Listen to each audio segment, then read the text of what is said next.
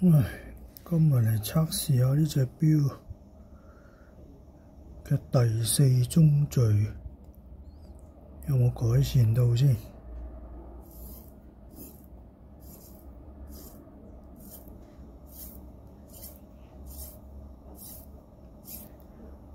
首先，梗係要畀返啲鏈佢先。好，行返，跟住咧就係要將支分針校正12，同埋支秒針搭正12，掹佢出嚟。我都講過啦，呢個錶冠係有啲問題嘅，成為咗勞力士嘅其中一宗罪已經。呢個錶冠好難掹嘅。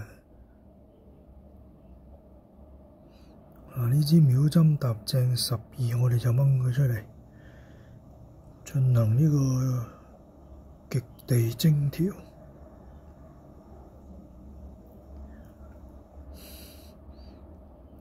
夜晚拍攝都係冇。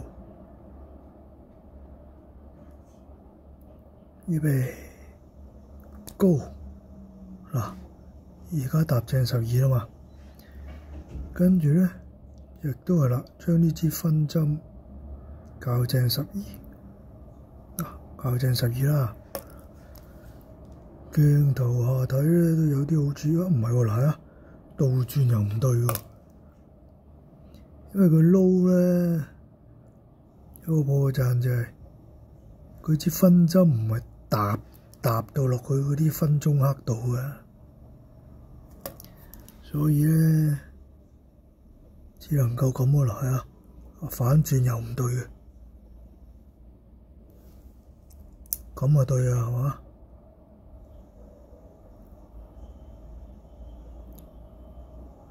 所以好煩呢個嘢。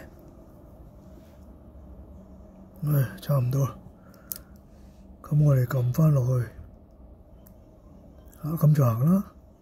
一陣間等呢個嘢行到8點半，我睇下佢嗰支秒針係咪又係搭返正12咯？如果係就改善咗咯，即係。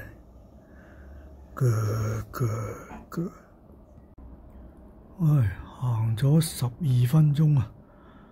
嗱，我哋先嚟睇下，而家行咗12分鐘，呢分針嗱就係搭正12啦，搭正12。哦，佢個分鐘都好似過咗，偏歪咗少少係嘛？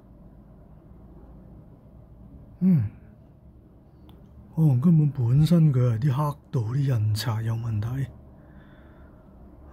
我都唔知啊。反正陣間要行到差唔多大半，我再影一次，睇下佢個7宗序有冇改善到咯。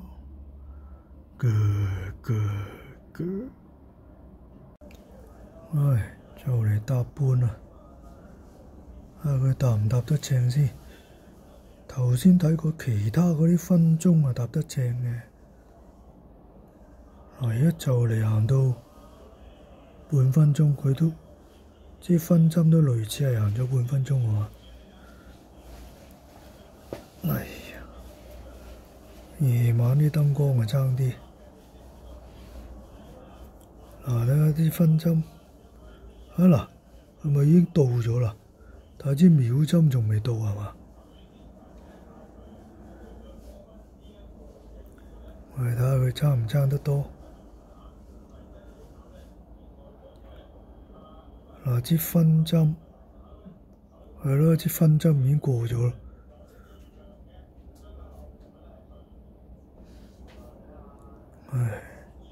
都唔係咁準。Good。